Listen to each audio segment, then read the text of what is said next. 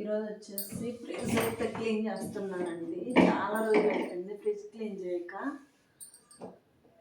ఈరోజు క్లీన్ చేద్దాం అనేసి మధ్యాహ్నం టైంలో అయితే ఇలాగా పెట్టేసుకొని క్లీన్ చేసుకుంటా ఉన్నాను అనమాట. Hi friends, welcome back to our channel. ఎలా ఉన్నారు, ఏం చేస్తున్నారు? అందరు బాగున్నారా? బాగుండాలనేసి మనస్ఫూర్తిగా కోరుకుంటున్నా. ఈరోజు వచ్చేసి ఫ్రిడ్జ్ క్లీన్ చేయాలని చెప్పి ఇలా ఫ్రిడ్జ్ అయితే క్లీన్ చేస్తున్నా. ఫ్రిడ్జ్ క్లీన్ చేయాలనేసి అదే పనిగా ఫ్రిడ్జ్ అయితే క్లీన్ చేస్తూ ఉన్నాను అనమాట. ఈరోజు మధ్యాహ్నం టైంలో నిద్రపోకుండా ఇలా ఫ్రిడ్జ్ అయితే క్లీన్ చేస్తూ ఉన్నాను. పెద్ద ఫ్రిడ్జ్ అయితే కాదులేండి. ఈ ఫ్రిడ్జ్ తెచ్చి 12 ఇయర్స్ అయిపోతుంది. అప్పటి నుంచి చాలా బాగా వర్క్ అవుతుందండి. ఈ ఫ్రిడ్జ్ చిన్నదైనా సరే చాలా బాగా వర్క్ అవుతుంది. నేను చాలా రోజుల నుంచి అనుకుంటున్నా ఒక పెద్ద ఫ్రిడ్జ్ తీసుకోవాలని చెప్పి. ఈ ఫ్రిడ్జ్ అయితే అస్సలు ఖరాబ్ కావట్లేదండి. ఈ ఫ్రిడ్జ్ ఖరాబ్ అయితే తప్ప మా వారి ఫ్రిడ్జ్ అయితే నాకు తీసివ్వరు. కాకపోతే ఈ ఫ్రిడ్జ్ చాలా బాగా వర్క్ అవుతుంది. సరే చూడాలి మరి. ఇక్కడైతే ఫ్రిడ్జ్ అయితే మొత్తం కూడా క్లీన్ అయితే అయిపోయింది. ఇక్కడ వచ్చేసి నా దగ్గర పెద్ద ఫ్రిడ్జ్లో ఏమీ పెట్టనులేండి.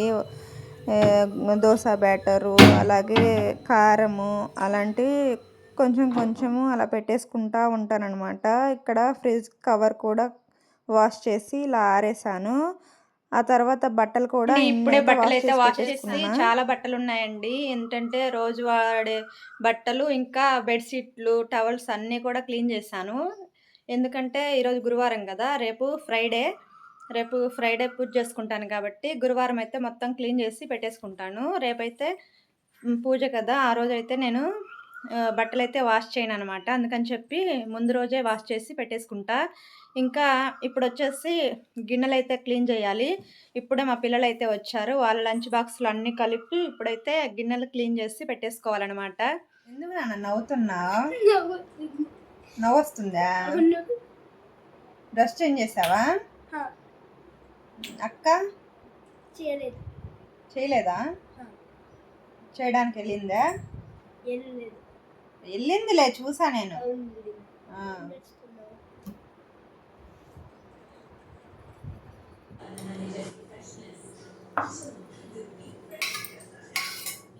ఇక్కడ వచ్చేసి ఇంట్లోనే నెయ్యి ప్రిపేర్ చేద్దామని చెప్పి కొంచెం కొంచెం మీగడైతే ఇలా కలెక్ట్ చేసి పెట్టేశాను ఫ్రిడ్జ్లో. ఈరోజు ఫ్రిడ్జ్ క్లీన్ చేశాను కదా, ఈ 2 బాక్సెస్ నిండా మీగడైతే ఉంది. సరే అని చెప్పి ఈ మీగడతో నెయ్యి ప్రిపేర్ చేద్దామని నెయ్యి అయితే ప్రిపేర్ చేసుకుంటా ఉన్నాను. ఇక్కడ ఒక బాటిల్ నిండా చల్లటి వాటర్ అయితే, కూలింగ్ వాటర్ అయితే పెట్టేసి మిక్సీలో ఇలా కొంచెం కొంచెం మీగడ వేసి ఒక పల్స్ ఇచ్చిన తర్వాత ఇలా వాటర్ వేసేసుకొని ఇంకొక పల్స్ ఇచ్చేసి తర్వాత ఇలాగైతే వెన్న ప్రిపేర్ అవుతుంది. వెన్నంతా కూడా ఇలాగా కలెక్ట్ చేసి ఆ తర్వాత నెయ్యి అయితే ప్రిపేర్ చేస్తాను, చూస్తూ ఉండండి.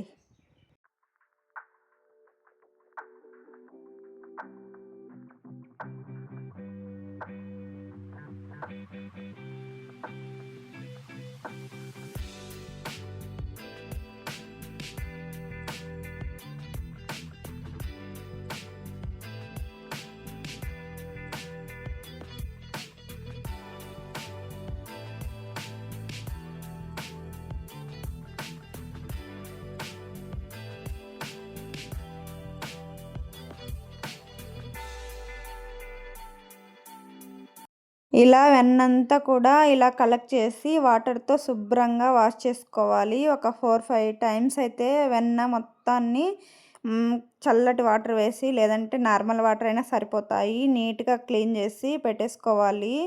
ఆ తర్వాత అయితే వెన్న అయితే ప్రిపేర్ చేసుకోవాలి. చూసారు కదా ఎంత జిడ్డుగా ఉన్నాయో వాటరు. అలాగా నీట్గా వైట్గా వచ్చే వరకు వాటరు నీట్గా క్లీన్ చేసి పెట్టేసుకోవాలన్నమాట వెన్నని.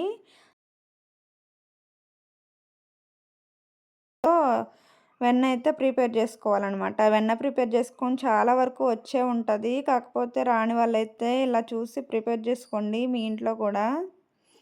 ఈ మీగడ నేను తీసిన మీగడ వచ్చేసి పాల మీద మీగడ అనమాట. మీరు కావాలంటే పెరుగు మీద మీగడ కూడా చేసేసుకోవచ్చు కలెక్ట్ చేసి. ఇక్కడైతే ఫస్ట్ హై ఫ్లేమ్లో పెట్టేసి వెన్నంతా కరిగిన తర్వాత ఇలా తయారైన తర్వాత మీరు సిమ్లో పెట్టేసి ఒక హాఫ్ అన్ అవర్ అయితే పడుతుంది.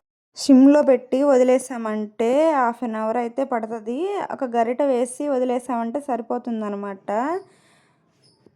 ఇక్కడ వచ్చేసి మొత్తం ప్రిపేర్ అయిన తర్వాత లాస్ట్లో కొంచెం కరివేపాకు అయితే యాడ్ చేసుకుంటున్నాను. మీ దగ్గర తమలపాకు కానీ లేదంటే కొన్ని మెంతులు కానీ వేసేసి ఇలాగా వేసేసామంటే మంచి స్మెల్ అనేది వస్తుంది. నెయ్యి అయితే ప్రిపేర్ అవుతుందండి. నాకు వచ్చేసి 1/2 లీటర్ వరకు నెయ్యి అయితే ప్రిపేర్ అయింది. చూసారు కదా ఎంత స్వచ్ఛంగా ఉందో. మన చేతులతో మనం చేసుకున్నామంటే ఎంత బాగుంటుందో కదా. మీరు కూడా ట్రై చేసి ఎలా వచ్చిందో కామెంట్ సెక్షన్లో కామెంట్ చేయండి. Bye friends, thank you for watching.